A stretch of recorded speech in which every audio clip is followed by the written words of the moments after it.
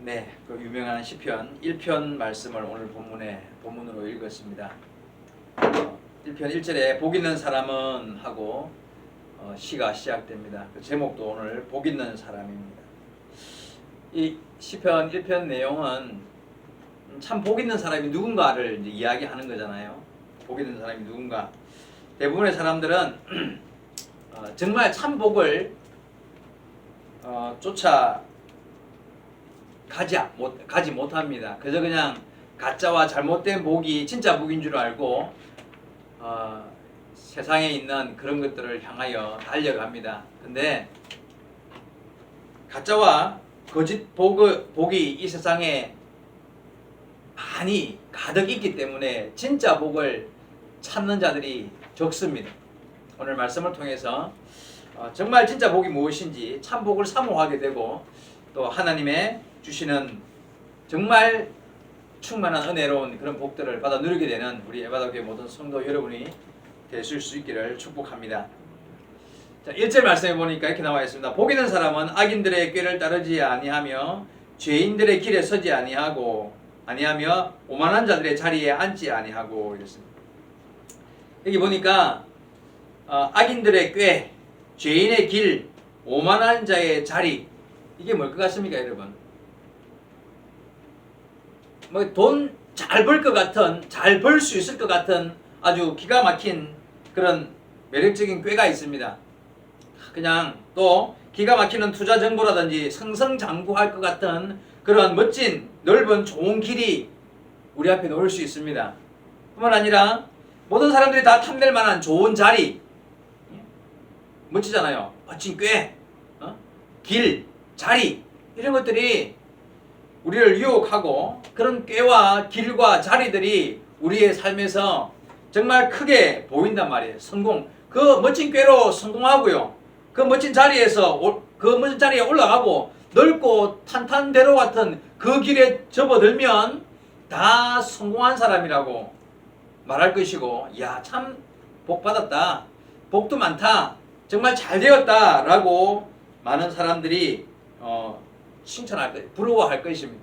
그런데 오늘 본문 말씀에 의하면 이런 사람들의 길이 결국 망하리로다 했다는 거예요. 사람들 보기에 다 형통한 길이고 정말 멋진 매력적인 꾀고 좋은 자리에 앉고 좋은 길에 접어들어서 탄탄대로를 달릴 수 있을 것 같은 멋져 보이는 좋은 일들이 많이 주어졌는데 망한다는 것입니다. 복 있는 사람은 이런 사람들을 꾀를 따르지도 않고 이런 사람들의 길에 서지도 않고 그런 사람들의 자리에 앉지도 아니하는 것이 참 복 있는 사람이라고 말씀하시는 겁니다. 여러분, 복 있는 사람은 모든 사람들이 다, 야, 멋지다, 잘됐다, 좋은 기회를 잡았구나, 좋은 자리에 올라갔구나, 정말 형통한 길을 들어섰구나 라고 말할 때 그 길이 망하는 길인 줄 알고 그 길에서 벗어날 줄 아는 것이 진짜 복 있는 사람이라고 말합니다.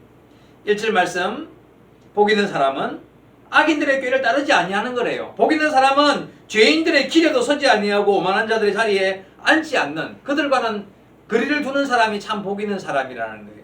세상 모든 사람들은 다 거기에 들어가고 싶어하고 그것을 차지하고 싶어하고 붙잡고 싶어 하기는 하지만, 그러나 진짜 복 있는 사람은 거기에서 멀어지는 거예요. 그런 것들을 구별할 줄 알고 분별하여서 피할 줄 아는 것이 믿음이요 복입니다. 오늘 본문의 성도들은 그래서 믿음으로 살고 복 있는 사람이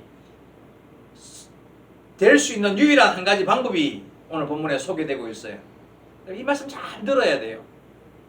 정말 진정한 하나님이 말씀하신 복의 길을 걷는 사람이 누구인가? 꾀를 부리해서 그 꾀를 따르는 것도 아니고 멋진 자리 좋은 길을 들어서는 게 아니라 정말 하나님이 원하시는 바른 복의 사람이 누군가? 바로 오늘 본문의 2절에 나와 있습니다. 오직 여호와의 율법을 즐거워하여 그의 율법을 주야로 묵상하는도다, 이렇게 나와 있습니다. 참, 이 말씀이 믿어져야 됩니다, 여러분. 정말 복 있는 사람은 여호와의 율법을 즐거워하며 하나님의 말씀을 기뻐하면서 그 말씀을 주야로 묵상하는 사람, 그 사람이 정말 복 있는 사람이래요. 왜 그런지 이유가 중요하겠죠. 왜 여호와의 하나님의 말씀을 즐거워하고 그 말씀을 기뻐하면서 주야로 시간이 주어지는 대로 할 수만 있는 대로 그 말씀을 묵상하며 마음에 새기며 그 말씀을 사랑하는 사람이 되는 것이 왜 정말 복 있는 사람인가? 여러분 그 이유를 아셔야 합니다. 여러분 명심하셔야 할 것은 악인들의 꾀와 죄인들의 길과 오만한 자의 자리, 그것들의 눈에 보이는 현상으로 볼 때는 정말 복인 것 같아요. 그래서 많은 사람들이 그것을 쫓아가고 그것을 얻는 것이 정말 멋진 복을 누리는 것이라고 생각을 하고 따라갑니다. 하지만 절대 그런 것들은 오래 갈 수 없다는 걸 여러분이 잘 알고 있습니다. 그런 것이 영원한 나의 복일 수 없다는 걸 알아야 됩니다. 여러분 좋은 자리, 멋진 꾀를 부려서 뭔가 내가 막 한꺼번에 뭔가 큰 대단한 것을 얻었을 때 그것이 오래 갈 수 없습니다. 높은 자리 또는 눈에 보이는 좋은 길, 내가 들었었지만 그 길이 영원할 수 없다는 것입니다. 진정한 복은 본문 말씀대로 여호와의 율법을 즐거워하며 그 말씀을 수시로 묵상하는 것입니다. 거기서부터 진정한 복이 오기 때문에 그렇습니다. 거기로부터 여호와의 말씀을 내가 깊이 알고 그 말씀을 내게 주시는 말씀으로 믿고 받아들이는 순간 그때부터 진실로 내게 복이 임하는 것을 배우게 된다는 거죠. 이유가 뭐냐면 여러분 하나님께서 천지 만물을 만드셨어요. 그죠? 하나님이 인생을 만들었어요. 하나님이 인생을 지도하시고 인도하시고 가장 잘 사는 방법을 하나님이 알고 계세요. 여러분 사람들은 잘 사는 방법이 뭔가 꾀를 부리고 좋은 길, 좋은 자리에 앉고 그런 것들을 생각하면서 그게 복이라고 생각할지 모르지만 그 영원할 잠깐 누릴 수 있는 것이지만 하나님은 근원적으로 인간이 바르게 잘 살고 정말 복을 누릴 수 있는 길은 하나님만 열어놓으신 거예요. 왜? 하나님이 사람을 만들었기 때문에. 창조자이기 때문에. 우리가 잘 사는 길은 하나님만 알아요. 이 로봇을 만든 사람은 그 만든 사람이 그 로봇을 가장 잘 사용할 수 있고 가장 고장 안 나게, 그죠? 고장이 나더라도 잘 고칠 수 있는 사람은 만든 사람인 거잖아요. 마찬가지입니다. 하나님이 우리를 만들었고 우리의 인생을 지금도 운행해 가시기 때문에 하나님의 말씀이 아니면 우리는 절대 복으로 나갈 수 있는 길이 없다라는 것을 믿어야 돼요. 여러분 하나님 말씀을 읽을 때에 여기에 복이 있다. 여기에 내가 바르게 살고 내가 참 복을 받고 누리고 살아갈 수 있는 유일한 길이 여기에 다 기록되어 있다는 믿음을 가지고 말씀을 바라보아야 돼요. 그 사람이 바로 말씀을 즐거워하고 주야로 묵상할 수밖에 없는 사람이 되는 거예요. 그 믿음을 가지고 볼 때에 내가 참 복된 길을 걷고 있다는 것이 말씀 속에서 배우게 되는 거예요. 성경이 밥 주나 성경이 그런 마음이 들면 이미 우리는 복에서 멀어질 수밖에 없습니다. 여러분 말씀을 가까이 하면서요 내 마음으로부터 오는 정말 말씀이 복의 근원이다. 내가 정말 복을 받을 수 있는 길이 하나님의 말씀, 하나님의 음성으로부터 내가 복을 받을 수 있다는 그런 참된 믿음을 가지고 말씀을 바라보는 사람이 결국 진짜 복을 받습니다. 다른 방법이 없습니다, 여러분. 예? 사람들이 생각하는 멋진 꾀를 부리고 정말 멋진 투자처를 발견해가지고 막 투자를 하고 해서 좋은 길에 들어서고 멋진 자리에 앉는 것이 복이라고 느껴질지 모르지만 그건 진정한 복이 아니라는 거예요. 정말 사람이 복을 받으려면 하나님의 말씀을 즐거워하고 주야로 묵상하면서 그 말씀에서 나를 향한 하나님의 뜻을 발견할 때 정말 복으로 나아가는 길이 열린다는 걸 알아야 된다는 거예요. 여러분 그런 사람이 바로 시냇가에 심은 나무 같은 사람이 되는 거예요. 시냇가에 심기운 나무가 어떻게 되겠습니까, 여러분? 아무리 태양빛이 뜨겁고 모든 나무를 태워 죽이는 그런 뜨거운 열기로 환난과 고통의 때를 맞이한다 할지라도 시냇가에 심기어진 나무는 그 뿌리가 시내의 근원으로 향하여 있기 때문에 푸르고 청청하며 때를 따라 열매를 맺으며 형통한 길을 걷게 된다는 거예요. 그게 시냇가에 심은 나무의 특징입니다. 2절 3절 말씀입니다. 그가 누굽니까? 여호와의 말씀을 즐거워하며 율법을 주의하러 묵상하는 자죠. 그는 시냇가에 심은 나무가 철을 따라 열매를 맺으며 그 잎사귀가 마르지 아니함 같으니 그가 하는 모든 일이 다 형통하리로다 했습니다. 그렇습니다. 누가 시냇가에 심은 나무와 같은 사람이겠습니까? 지금은 요즘에 더워서 여름이라서 물론 태양이 뜨겁습니다만은 지금의 인생은 겨울이라도 누구나 다 고달픈 인생을 살고 누구나 다 뜨거운 태양처럼 우리의 삶이 고통과 아픔과 슬픔을 느끼는 그런 가뭄의 때를 맞이하고 있습니다. 이때에 누가 시냇가에 심은 나무가 될 것인가? 바로 여호와의 율법을 즐거워하고 그 율법을 주야로 묵상하는 자가 바로 시냇가에 심은 나무와 같은, 그래서 날마다 푸르며 적절한 열매, 고통의 때가 있지만 그러나 그것은 잠시 잠깐일 뿐이요 결국은 열매를 맺으며 하는 모든 일들이 주님의 은혜 안에 형통한 복을 받아 누리고 살아가게 될 것이라는 것입니다. 자, 이에 반해서 앞에서 말했던 그런 악인들은 어떻게 될까요? 그 악인들의 꾀, 그 악인들의 길, 그 악인의 자리를 들어가면 잠시 잠깐 화려해 보일지 모르나 결국은 망하는 거예요. 다 사라진다는 거예요. 4절 이하 보겠습니다. 악인들은 그렇지 아니하며 오직 바람에 나는 겨와 같도다. 그러므로 악인들은 심판을 견디지 못하며 죄인들이 의인의 자리에 모임에 들지 못하리로다. 물론 의인들의 길은 여호와께서 인정하시나 악인들의 길은 망하리로다. 여러분 명심하셔야 합니다. 정말 명심하셔야 합니다. 누가 복 있는 사람인가요? 누가? 어떻게 해야 복으로 나갈 수 있느냐 말이에요. 하나님의 말씀을 즐거워하며 그 말씀을 주의하러 묵상하는 사람이 되셔야 합니다. 지금이 바로 그때, 지금 그렇게 하지 아니하면 우리는 복으로 나갈 수가 없, 진정한 복으로 나갈 수가 없다는 것을 아셔야 합니다. 여러분 믿음으로 산다는 것은 보이지 않는 것을 보는 것처럼 믿는 것이 믿음으로 사는 사람이 되는 것입니다. 다시 말씀드리겠습니다. 눈에 보이는 것을 따라 사는 게 아니고요. 믿음으로 산다는 것은 눈에 보이는 것을 따라가는 게 아니에요. 그것들은 다 사라지는 것들이에요. 눈에 보이는 것은, 여러분 지금 내 눈에 보이는 거 쳐다봐봐요. 다 사라질 것들입니다. 예? 머지않아 곧 다 사라질 것들입니다. 이게 영원히 갈 수 있는 건 영원히 가는 것은 우리 눈에 절대 안 보입니다. 영원한 것은 보이지 않습니다. 믿음이 무엇인 줄 압니까? 바로 보이지 않는 것을 보는 것처럼 의지하고 붙잡고 따라가는 삶을, 그래야 믿음이라고 말하는 것입니다. 누가 보이는 것을 믿습니까? 안 보이기 때문에 믿는다는 표현을 쓰는 거예요. 그래서 히브리서 11장 1절에 믿음은 바라는 것들의 실상이요 보이지 않는 것들의 증거니, 믿음은 바라는 것들의 실상, 믿음은 눈에 보이지 않지만 내가 바라고 원하는 것이 실제로 내 앞에 있는 실상인 것처럼 보는 것, 그걸 믿음이라고 말한다는 거예요. 보이지 않는 것들, 내가 지금 눈에 안 보이지만 마치 증명된 것처럼 내 눈에 보이는 것으로 아는 것, 그게 믿음이라는 거예요.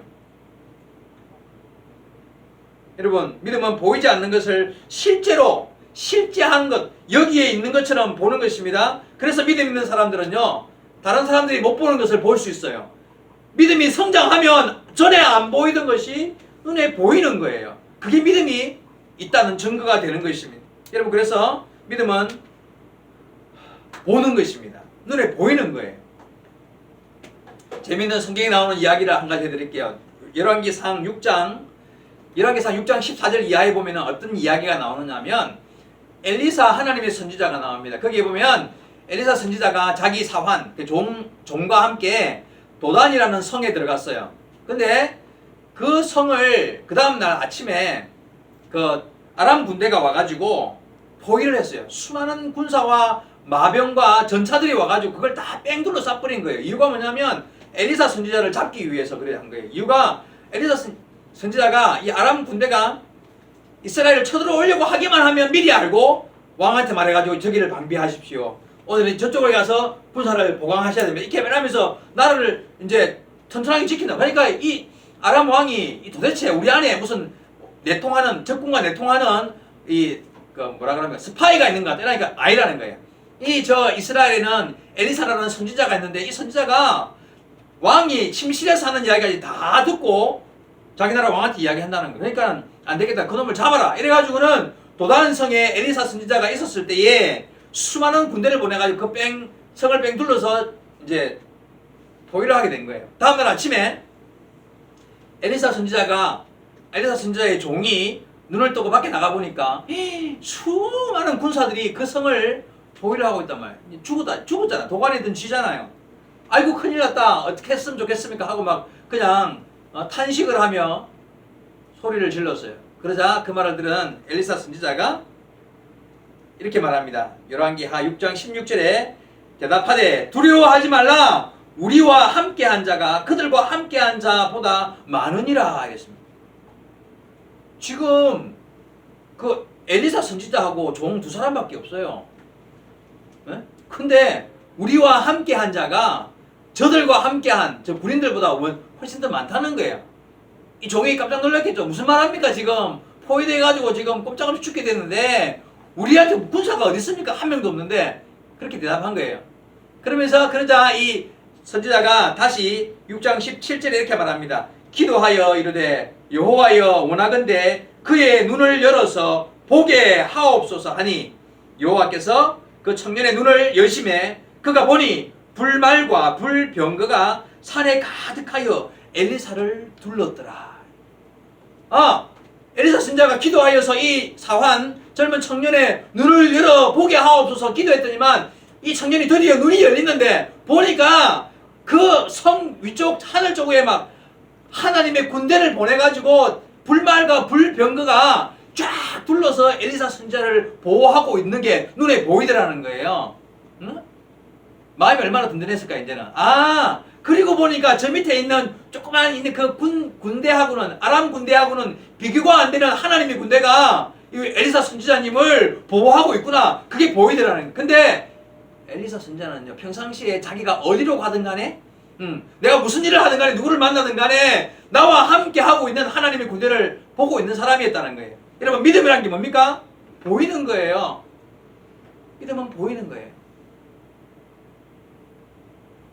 성도 여러분, 근데 이 사건이 왜 성경에 기록되었을까요? 엘리사 선지자의 믿음을 자랑하려고 적어놨을까요? 아니면 그 사환 한 사람을 눈뜨게 했다는 것을 보여주기 위해서 그 사건이 기록되었을까요? 그렇지 않습니다, 여러분. 여러분 하나님 말씀을 오늘 읽고 여러분이 집에서 성경 말씀을 펴들고 읽고 묵상하고 배우는 성도에게 그 성도에게 같은 은혜와 복이 있다는 것을 가르쳐 주기 위함이 아니겠습니까? 여러분 하나님 말씀을 읽을 때에 우리가 그 안에 숨은 뜻을 발견해야 됩니다. 사람은 누구나 환난을 당할 수 있습니다. 정말 나의 원수들이 나를 둘러서 진을 치고 나를 죽이려고 달려오는 그런 환경을 만날 수 있다는 것입니다. 그럴 때에 우리가 하나님의 군대가 나를 호위하고 있으며 내 삶의 배경이 되어주심을 말씀을 통하여 기록된 말씀을 읽고 그 말씀을 그대로 내 마음의 믿음으로 받아들이면 그게 마음으로 믿어지면 두려움이 없이 그런 환경에서 승리하며 담대하게 나갈 수 있게 된다는 거죠. 그게 말씀으로 내가 믿음이 성장하는 것이고 말씀이 믿어지는 삶이고 그 사람이 이기는 거예요. 그게 믿음 있는 사람인 거예요. 이런 말씀은 그냥 적어놓은 게 아닙니다.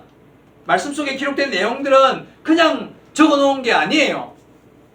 홍해 사건, 오늘 아침에 주일학교 설교 내가 홍해 이야기 했는데 홍해가 갈라지는 이야기 그럼 다 알고 있죠? 홍해가 갈라졌어요. 뒤에 애국 군대가 잡아서 죽이려고 달려오고 있습니다. 앞에는 바다예요. 배도 없고 싸워서 이길 만한 군대도 없는 그냥 죽이면 죽는 그 이스라엘 백성들한테 홍해와 애국 군대가 달려오고 있단 말이에요. 대책이 있습니까? 없습니까? 다 죽는 거예요. 그런데요. 거기에서 기적이 일어났습니다. 바다가 갈라지는 상상도 할 수 없는 그전에도 있지도 않았고 있을 수도 없는 그런 일이 그 앞에서 벌어졌고 구원받는 역사가 일어났단 말이에요. 그런 이야기가 왜 성경에 기록되어 있을까요? 여러분 그냥 쓰고 싶어서 썼을까요? 아니요. 하나님이요 우리에게 말씀해 주시는 겁니다. 너희가 혹시 이런 일을 당하더라도 앞에는 홍해바다 뒤에는 애국 군대가 쳐들어오는 이런 진퇴양난의 고난을 당하더라도 믿음을 잃지 마라. 나를 바라보고 내게 구하고 나에게 은혜를 구하는 자에게 이런 기적으로 하나님은 인도해 가시는 분이시다. 우리에게 가르쳐 주시기 위함이 아니겠습니까?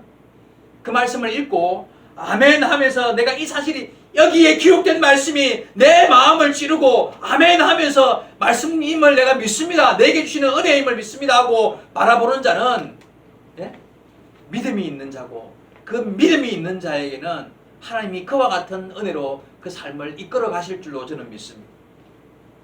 그저 그냥 이런 말도 있네. 그게 아니에요, 여러분. 말씀을 읽을 때에 아멘 하면서 그 말씀에 기록된 말씀이 내 마음으로 받아들여지게 되고 믿어지는 것이 은혜이고 그것이 바로 성도의 아름다운 신앙의 길을 걷게 되는 거예요. 그런 자에게 바로 기적이 일어나는 거예요.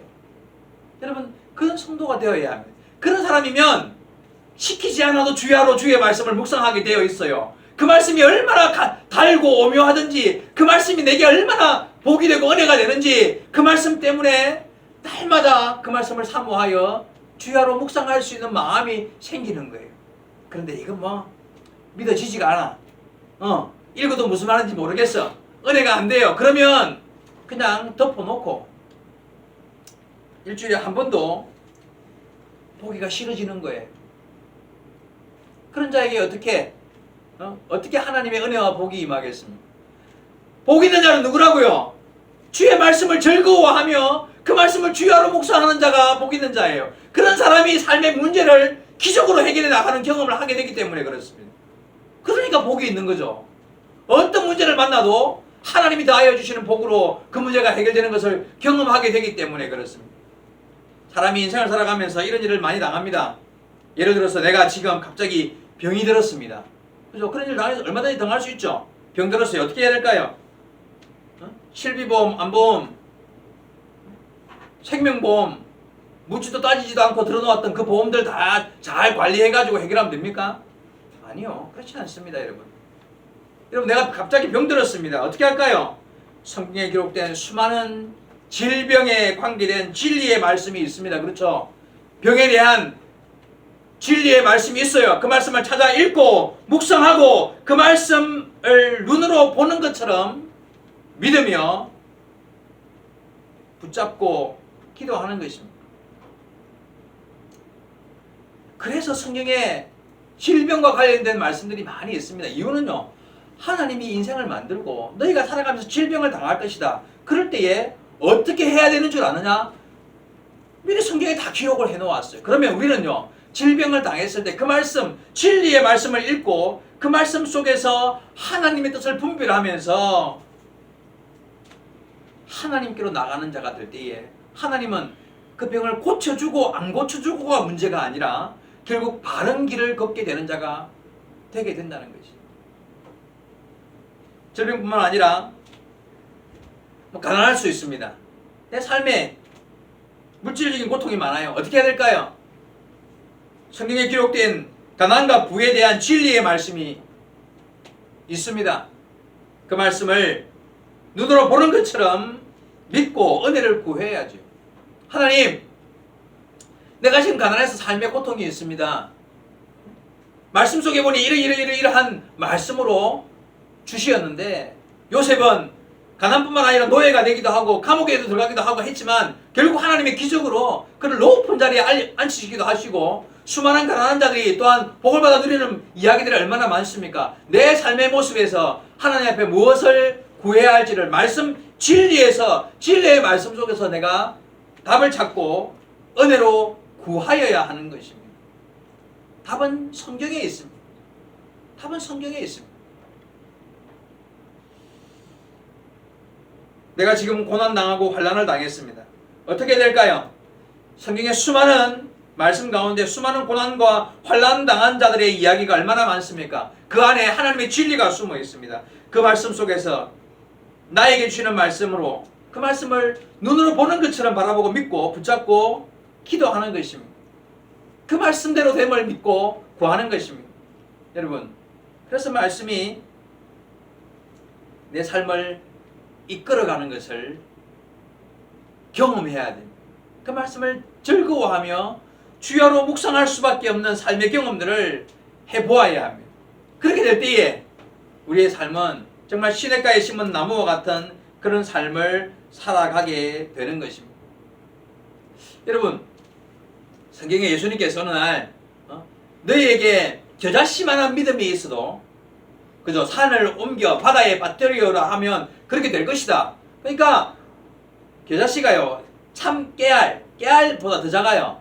그렇게 작은 씨앗 하나만큼만 믿음이 있어도 산을 옮겨서 바다에 빠뜨릴 수 있는 그런 능력이 나타날 것이다. 그럼 우리에게 도대체 믿음이 있다는 이야기 없다는 이야기예요? 없다는 이야기죠. 근데 그 말을요, 다시 한번 들어봐봐요.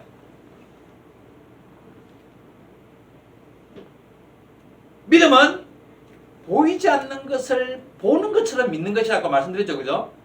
히브리서 11장 이하의 좀 내용들이 다 나온 그런 이야기입니다. 믿음은 보이지 않는 것인데 보는 것처럼 믿는 믿음을 말하는 것인데, 만약에 우리에게 보이지 않는 것을 보는 것처럼 믿는 그 믿음, 그 원래 근원적인 그 믿음이 겨자씨만큼만 있어도 그런 기적이 일어날 것입니다. 이 두 말씀을 합쳐야 돼요. 그래야 성경적인 믿음을 이야기하는 거예요. 우리에게 믿음이 없습니다. 근데 어떤 믿음이 없느냐 하면, 보이지 않는 것을 보는 것처럼 믿는 그 믿음이 없는 거예요. 만약에 우리에게 보이지 않는 것을 보는 것처럼 믿는 믿음이 겨자씨만큼만 있어도 우리에게 그런 기적이, 산을 옮기는 기적이 일어날 것입니다. 우리에게 있어야 할 믿음은 바로 그래서 보이지 않는 것을 보는 것처럼 믿는 믿음이에요. 근데 보이지 않는 것을 보는 것처럼 믿는 믿음은 어떻게 얻을 수 있느냐 하면 성경밖에 없어요. 성경을 읽고 그 말씀에 기록된 말씀으로 아멘 하는 그 믿음 말고는 우리의 믿음을 온전하게 세울 수 있는 길이 없어요. 여러분, 그래서 우리는 말씀을 주야로 묵상하는 자가 되어야 합니다. 여기에만 믿음이, 근원이 여기에 있기 때문에 그렇습니다.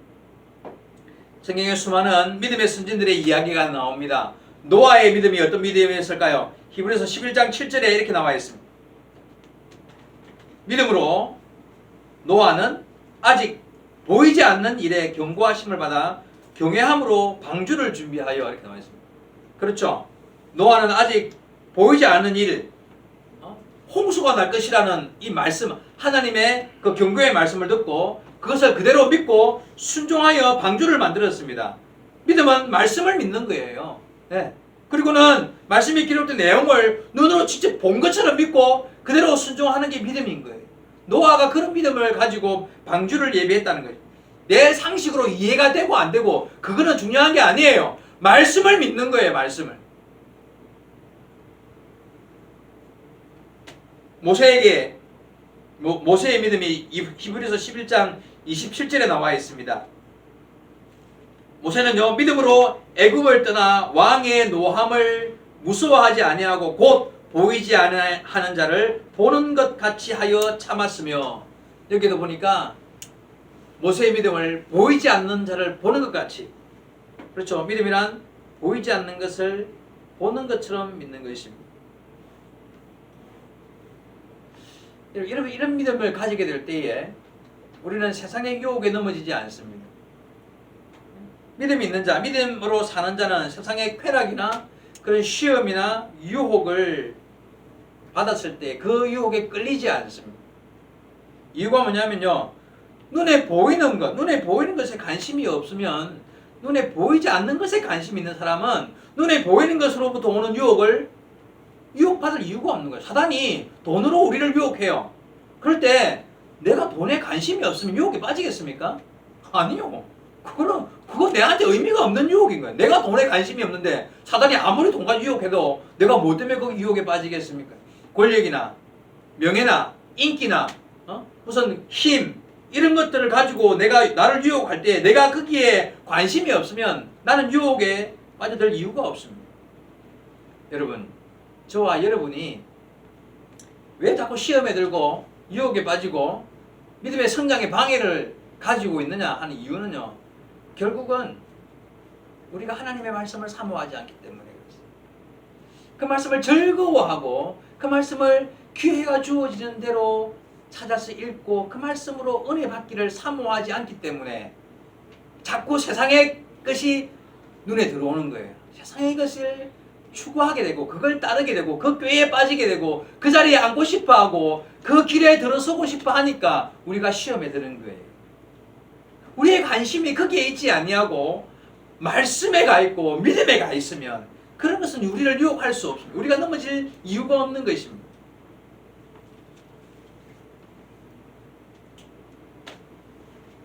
말씀 속에서 진리를 발견하시기 바랍니다. 그 진리가 우리를 자유롭게 하겠습니다. 말씀 속에서 진리를 보는 순간, 말씀 속에서 진리가 보이는 순간 모든 문제는 해결되고 사라질 것입니다. 더 이상 그 문제가 아니라는 것을 깨닫게 될 것입니다.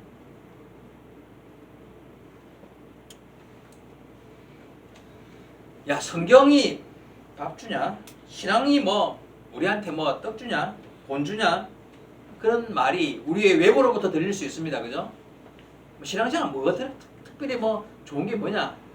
그리고 우리 마음 속으로부터도요. 여러분 마음 속으로부터도 이런 말이 들릴지 모릅니다. 말씀이 정말 나를 지켜줄까? 하나님 말씀을 읽는다고 내 삶이 정말 평안해지고 내가 형통한 길을 걷게 될 수 있을까? 말씀이 정말 나를 그렇게 만들 수 있을까? 그런 의심의 마음이 들 수 있습니다. 여러분 그런데요. 오늘 말씀을 기억하면서 한번 오늘부터 시작해 보시기 바랍니다. 정말 목사님이 말씀을 그렇게 했는데 정말 내가 주의 말씀을 사모하고 주야로 묵상하는 마음으로 이 말씀을 사모하고 나가면 진짜 내가 복을 받고 정말 내 길이 형통하게 열리고 내 삶이 좋은 방향, 바른 방향, 하나님 원하시는 어떤 은혜로운 방향으로 가지는지 안 지는지는 오늘부터 한번 시험해 보시기 바랍니다. 말씀은 그렇게 기록되어 있습니다. 그런데 내가 내 삶을 들여서 한번 시험해 보는 것은 여러분의 책임입니다. 말씀을 즐거워하고 한번 주야로 묵상해 보시기 바랍니다. 그러면 정말 세상에서 말하는 그런 형통이 아닌 하나님의 형통, 그리고 정말 복된 삶으로 나가는지 안 나가는지 한번 오늘부터 시도해 보시기 바랍니다. 저는 그렇게 말씀드렸습니다. 하나님 말씀은 그렇게 기록되어 있습니다. 여러분 아무리 복을 추구해도 아무리 좋은 자리, 좋은 꾀, 멋진 길에 들어서서 형통하여서 그냥 빛난 어떤 그런 영광을 받는 것을 사모한다 할지라도 눈에 보이는 모든 것은 다 잠시 사라지는 것인데 진정한 복은 여호와의 율법을 즐거워하며 그 말씀을 주야로 묵상하는 자라고 오늘 시편 1편에 기록되어 있으니 이 말씀을 말씀대로 믿고 내가 한번 도전해 보겠다. 하나님의 형통한 복으로 나가는 길을 한번 도전해 보겠다. 그런 각오로 한번 도전해 보시기 바랍니다. 말씀이 가슴으로 읽어지고 그 말씀이 말씀대로 이루어짐을 내가 경험하게 되고 그래서 더욱 더 말씀으로 나가게 되고 말씀이 가득하여지면